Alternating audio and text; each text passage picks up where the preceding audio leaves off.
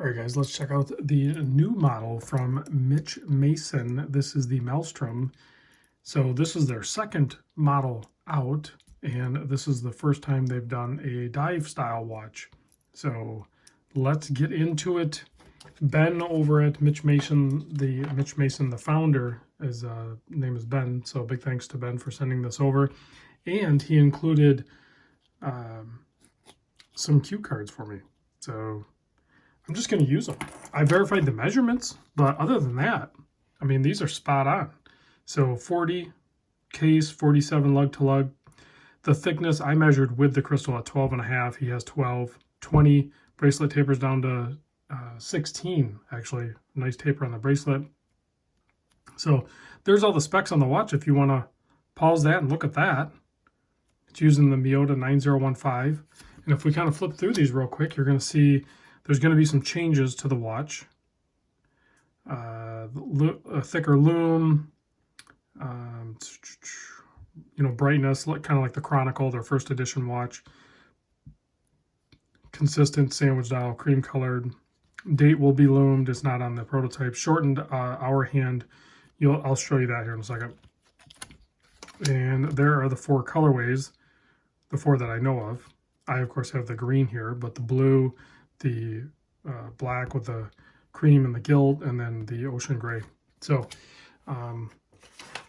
but before we do some close-ups of the watch, actually, I wanted to show, I printed this because this was a good representation. If you look at the change from the prototype, hour hand is long, to just shortening it a little bit makes it way better. And those are like the subtle details that, I don't know, I guess I just kind of glance over, but thankfully Ben, whether it's from, input from the community or if he just kind of picked up on it or what, but I think that'll be a big improvement, just shortening that hour hand just a little bit.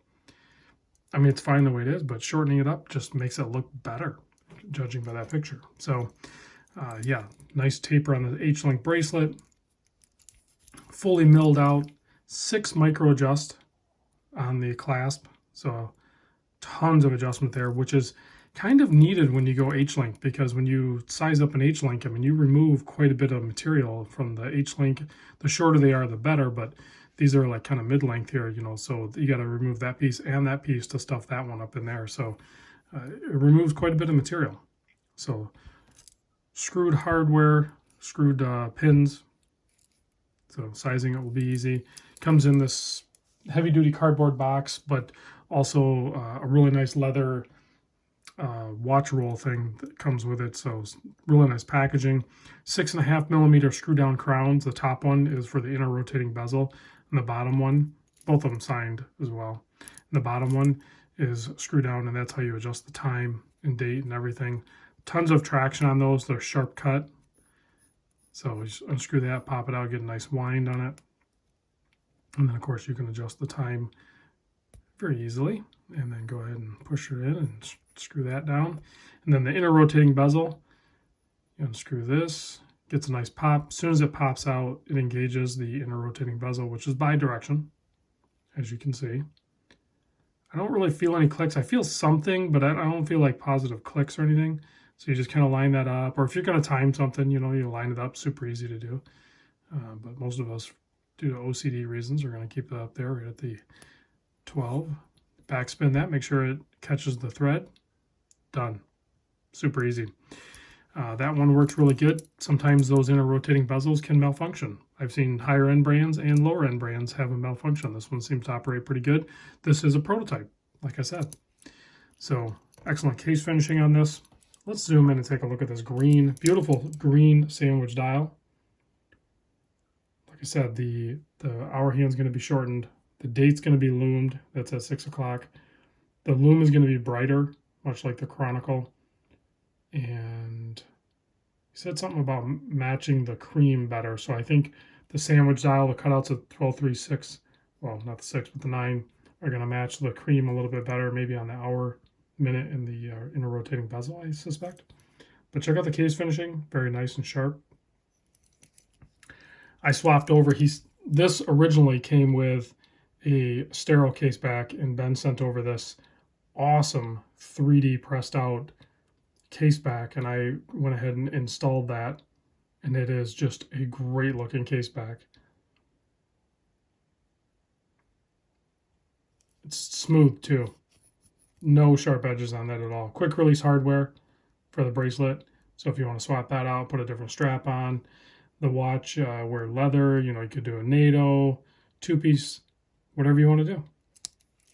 I personally think it works best on the bracelet. I am a bracelet guy, so no shock there, right? He actually sent over an extra bracelet just for my viewing pleasure, I suspect. I think just in case there were missing links or something like that, if I couldn't get it sized up on my wrist. But it's all, sorry about that, it's all really well built. There it is on my 7 1/4 inch wrist.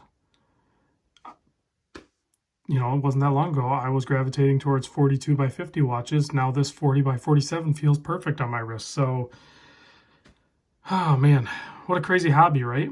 There's so many watches in so little time. I just want to try them all.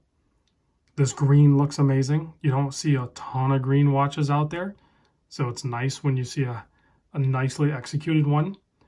I would like to see all 4 colorways, if I'm honest. The price on this, it's going to be a Kickstarter launch. I know, some of you guys are not happy with that. It's just a good way for a young brand to start out. So I'm sure as soon as Ben can get off the Kickstarter, launch type platform, I'm assuming he will. But, you know, you got to get a couple under your belt, get the brand established, and then he can evolve from there. But it'll be a Kickstarter launch. They're shooting for October of 2021, depending on when this video releases or when you actually watch it. You know, that's the approximate release date. The launch price should be around $449. So underneath that $500 comfort zone, it's using the 4 hertz movement of the Miyota 9015. So that's really nice. And then it just has a very nice finish to it. It's really tight and well built. And this is a prototype, so, but it's, you know, 90%. It's just going to be a couple subtle changes. The after the Kickstarter, the full retail price is going to land at $599. So that's where, you know, Kickstarter, I know a lot of people frown on it, but there still are some really good deals on there. You just have to be very selective in what brands or watches you go after, but you can potentially save quite a bit of money in that endeavor for sure. So let's kill the lights and check the Lume on this. There's a 300 meter water depth rating on this too. I don't know if you picked up on that. But let's kill the lights, check the Lume on this. Like I said, it's going to be brighter on the production model, which I should, when the production models get done, I should have one. I think that's the deal that I worked out with Ben, if I can recall. I'll tell you what, for being a prototype, that Lume is pretty good, but I remember the Chronicle being even brighter, and that's what will be the case with this one in its production model. It'll be crazy bright Lume. Very, very potent for sure.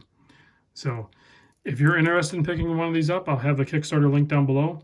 Check it out. And then I'll do another video when the production model lands on my channel, but at that point, they'll be harder to find for sure.